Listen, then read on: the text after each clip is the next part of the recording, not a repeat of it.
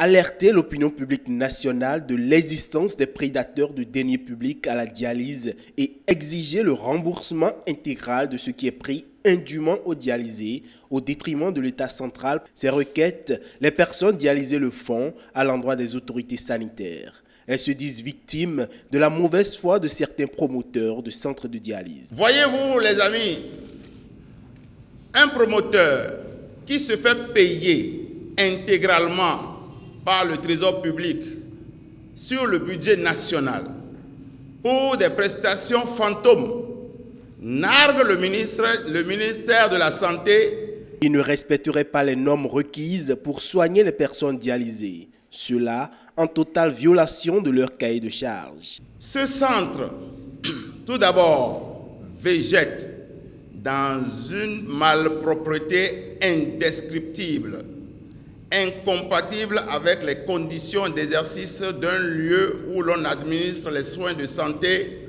comme la dialyse, qui requiert une asepsie non négociable et rigoureuse.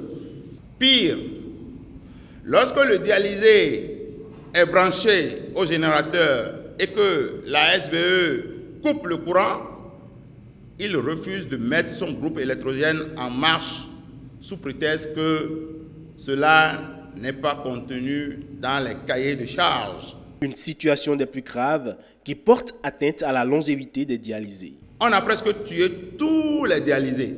Ils sont en permanence anémiés et en proie aux infections qui les tuent en masse. Parti d'une soixantaine de dialysés, il ne reste aujourd'hui que 20 dialysés. Le Conseil national des dialysés et insuffisants rénaux invite l'État à mettre en place un comité de suivi de la dialyse au Bénin afin d'éviter le pire.